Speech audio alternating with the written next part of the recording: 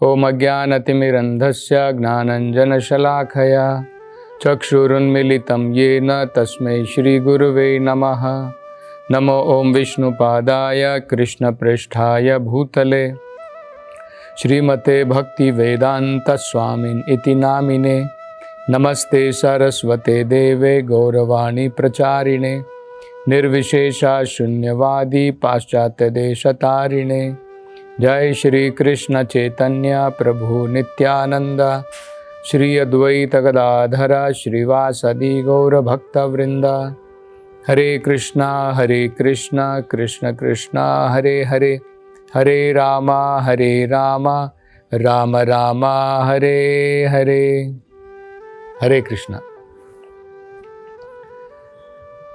तो परीक्षित महाराज जब उनसे शुकदेव गोस्वामी महाराज ने बड़ी ही उत्साह के साथ में ये बातें सुनी भगवान की कथा के बारे में, शुकदेव गोस्वामी और अत्यधिक उत्साहित हो गए भगवान की कथा वर्णन करने के लिए। तो आगे एक वो बड़ी सुंदर कथा बताते हैं। भगवान कृष्ण और उनके बड़े ही घनिष्ठ मित्र सुदामा ब्राह्मण की कथा बताते हैं।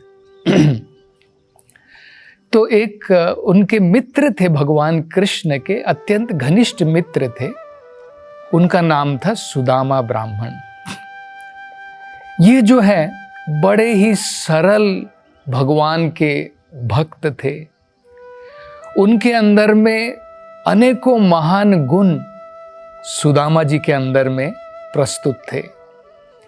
जैसे भागवत में बताया है, सबसे महत्वपूर्ण गुण उनके अंदर में था ज्ञान और वैराग्य।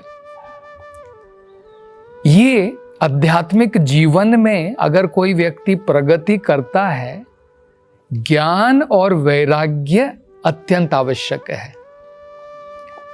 अगर हमें भगवान की भक्ति में, भगवान की आध्यात्मिक हमारे जीवन के अंदर में हम प्रगति कर रहे हैं, तो हमें आध्यात्मिक ज्ञान की प्राप्ति होती है। उसकी प्राप्ति का फल क्या होता है? भौतिक इंद्रिय तृप्तियों से, भौतिक सुखों से, भौतिक वैभव से, इन सब से व्यक्ति की निरासक्ति आ जाती है, विरक्ति आ जाती है। उनके अंदर में अब उनको जो है कोई रुचि प्राप्त नहीं होती है। तो सुदामा ब्राह्मण जो है वो अत्यंत ज्ञानी थे और उसके साथ साथ में भौतिक संसार से उनकी विरक्ति थी, भौतिक इंद्रिय तृप्ति में उनकी कोई रुचि नहीं थी। वेदों के अनुसार ये भी बताया गया है, एक श्रेष्ठ भक्त या एक श्रेष्ठ ब्राह्मण के अंदर में अन्य जो गुण होते हैं, ज्ञान है, वैराग्य है, उसके बाद है क्षमा दमः। सुदामा जी, उनका मन पूर्ण रूप से उनके नियंत्रण में था। हमारा मन और हमारी इंद्रियां हमारे नियंत्रण में नहीं रहती हैं। हम कुछ भौतिक संसार में देखते हैं, हमारी इंद्रियां जब इंद्रिय के जो वस्तु हैं उसके स्पर्श में आती हैं तो हमारी इंद्रियां उस तरफ खिंच जाती हैं, हमारा मन उस तरफ बेकाबू हो जाता है। लेकिन आध्यात्मिकता में अगर हम प्रगति करना चाहते हैं तो हमारा मन हमारे नियंत्रण में होना चाहिए। तो सुदामा जी, उनका मन उनके नियंत्रण में था, उनकी इंद्रियां उनके नियंत्रण में थी।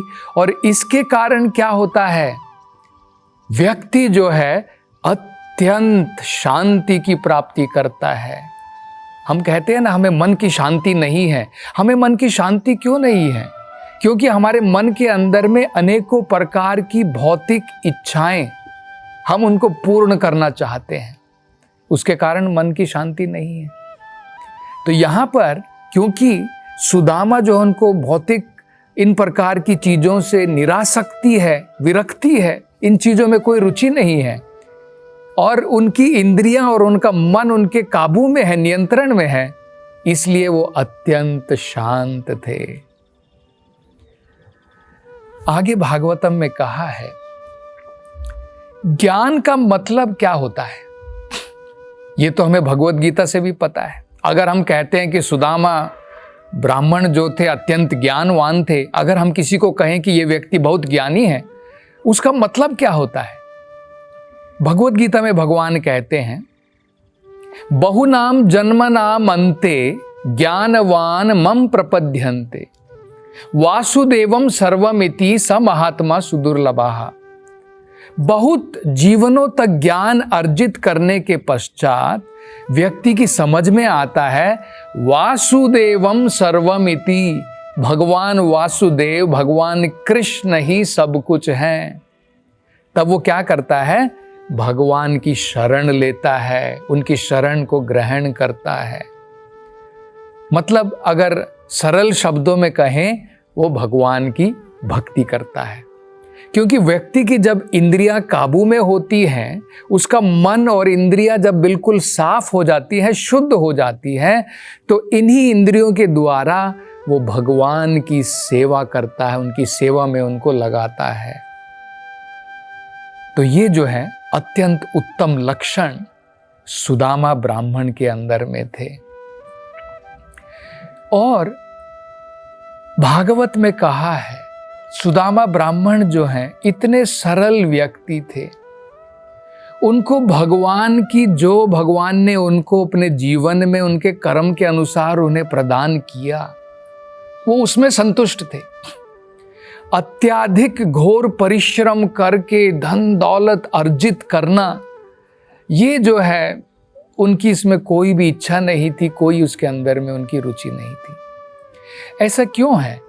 क्योंकि भगवान का जो भक्त होता है, जो व्यक्ति विद्यावान है, जिसको ये ज्ञान है, आध्यात्मिक ज्ञान की प्राप्ति है, उसे ये समझ है सुख और दुख जो है हमारे जीवन के अंदर में, वो जितने हमने जिस प्रकार के कर्म किए हैं, उस प्रकार के सुख और दुख हमारे जीवन के अंदर में हमें मिलने ही वाले हैं।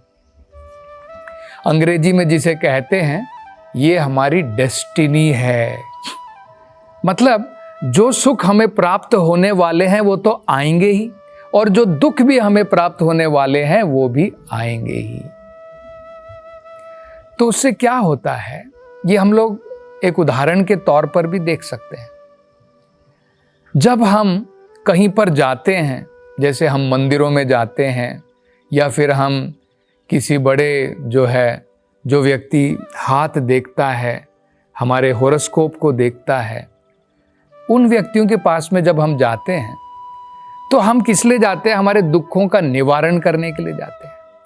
मंदिरों में जाकर के भी हम जो है प्रार्थना करते हैं कि भगवान मेरे दुख दूर करो, है ना। कोई व्यक्ति कहता है हे भगवान मुझे बहुत सारे दुख प्रदान करो। कोई नहीं कहता है कि मुझे दुख प्रदान करो, लेकिन फिर भी हम देखते हैं कि दुख हमारे जीवन में आता है। हम तो अखबारों में एडवर्टाइजमेंट भी नहीं देते हैं। जैसे हम लोग एडवर्टाइजमेंट देते हैं ना, वांटेड सेल्समैन, हमें सेल्समैन की ज़रूरत है। कोई थोड़ी जो है एडवर्टाइजमेंट देता है वांटेड दुख, जिंदगी में मुझे दुख चाहिए। लेकिन फिर भी बिना बुलाए मेहमान की तरह जिस प्रकार से दुख हमारे जीवन में आते हैं, इसी प्रकार से सुख भी जो हमारे जीवन में आने वाले हैं वो तो आएंगे। जो निश्चित है हमारे जीवन के अंदर में, वो हमारे जीवन में आएंगे। तो व्यक्ति जो ज्ञानी होता है, इसलिए घोर प्रयास नहीं करता है अत्याधिक सुख प्राप्ति करने के लिए इस भौतिक संसार में। तो सुदामा भी उसी प्रकार के थे। वो घोर परिश्रम करके अपना समय व्यर्थ नहीं गंवाना चाहते थे, क्योंकि वो जानते थे मैं कितना भी परिश्रम कर लूं, जो मुझे मिलने वाला है वही आएगा, उससे ज़्यादा कुछ आने वाला नहीं है। तो अपना समय बचा करके वो भगवान की भक्ति में लगाते थे। और इसके कारण क्या था क्योंकि बड़ा ही सरल जीवन जो है वो इस प्रकार से व्यतीत करते थे और अपने खाने पीने के लिए अत्याधिक प्रयास नहीं करते थे, तो उनका शरीर जो है अत्यंत दुबला पतला था। वो स्वस्थ तो थे लेकिन फिर भी उनका शरीर जो है थोड़ा दुबला पतला था। तो उनकी जो पत्नी थी सुदामा ब्राह्मण की, वो भी इसी प्रकार से दुबली पतली थी और उनके पास में जो है बड़े जो है सुंदर वस्त्र, बड़े नए नए वस्त्र, इस प्रकार के जो है बड़े ही सरल प्रकार के वस्त्र वो जो है धारण किया करते थे। तो उस प्रकार का उनका जीवन चल रहा था। लेकिन कभी कभी जो है उनको प्रैक्टिकली देखा जाए तो दिन के अंदर में वो सही प्रकार से खा भी नहीं पाते थे। तो जब उनकी पत्नी ने इस प्रकार से अपना जीवन देखा तो उनको अपने जीवन से कोई इस प्रकार की शिकायत नहीं थी।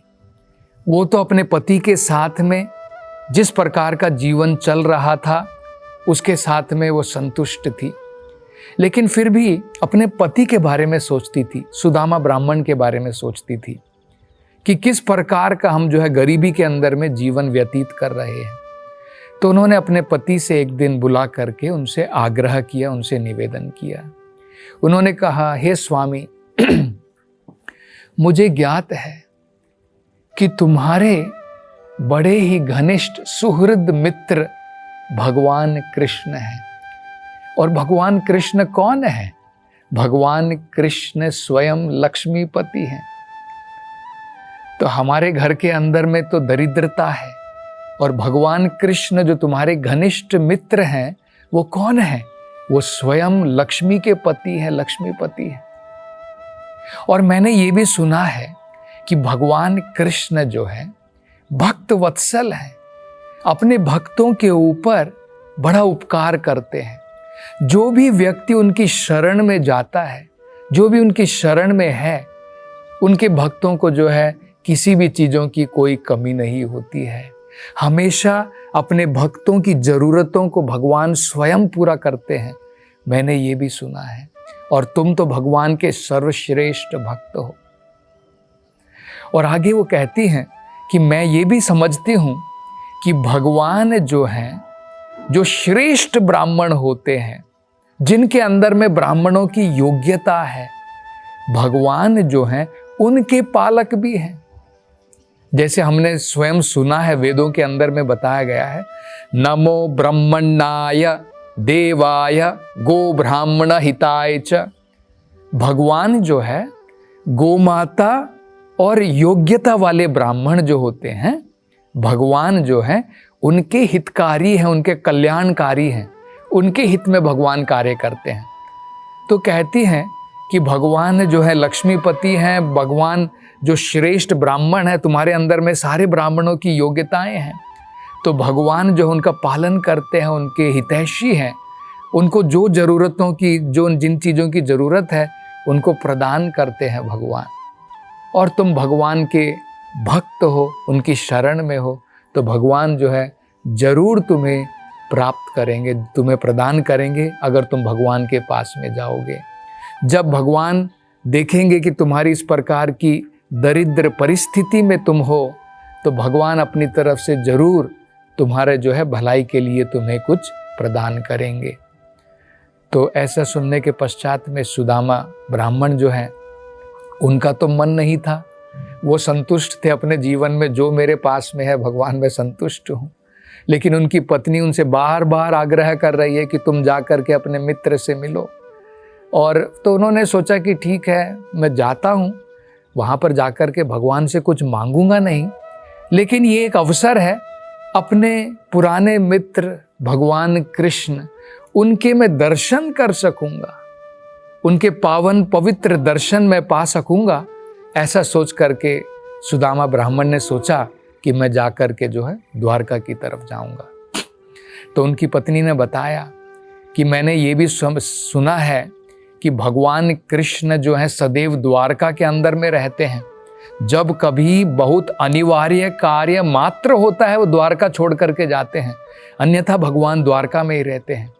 तो तुम तुरंत जो है द्वारका की तरफ चले जाओ। तो ऐसा कहने के पश्चात सुदामा ब्राह्मण ने अपनी पत्नी से कहा कि ठीक है, अगर तुम चाहती हो कि मैं भगवान कृष्ण के पास में जाऊं, तो उनसे मिलने के लिए मैं उन्हें क्या प्रदान करूं? क्या तुम्हारे पास में कुछ है देने के लिए?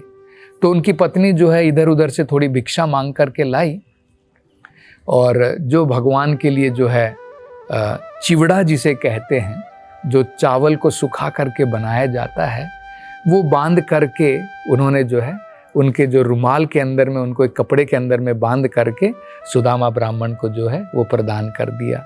तो एक मुट्ठी भर जो है ये चिवड़ा उन्होंने जो है उनको प्रदान किए इस प्रकार से। तो उन्होंने, सुदामा ब्राह्मण ने उसको अपने कपड़ों में बांध लिया और अब जो है वो द्वारका की तरफ उन्होंने प्रस्थान किया। तो सारे रास्ते भर केवल उनके मन के अंदर में भगवान के दर्शन पाने के लिए, भगवान से मिलने के लिए, यही मात्र जो है उनका मन उसमें लगा हुआ था। उनके मन में एक बार भी ये इच्छा नहीं थी कि भगवान से जाकर के मैं कुछ आग्रह करने वाला हूँ, कुछ वहाँ पर मांगने वाला हूँ। तो जब द्वारका नगरी में पहुँचे तो उन्होंने देखा कि भगवान की द्वारका नगरी अत्यंत स्वर्ग से भी ज़्यादा श्रेष्ठ है।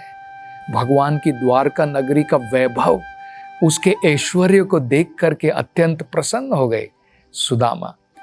लेकिन वो सोच रहे थे कि मैं अंदर किस प्रकार से जाऊंगा। और उन्होंने देखा कि 3-3 द्वार हैं और 3 द्वारों को पार करने के पश्चात ही वो भगवान के महल तक पहुंच सकते थे। और इस प्रकार से अब ब्राह्मण सुदामा जो है विचार कर रहे थे वो किस प्रकार से अंदर जाएंगे, और उसके बाद में वो भगवान से जाकर के कैसे मिलते हैं, भगवान उनका कैसे स्वागत करते हैं, इसकी चर्चा हम अगली कथा में करेंगे। हरे कृष्णा।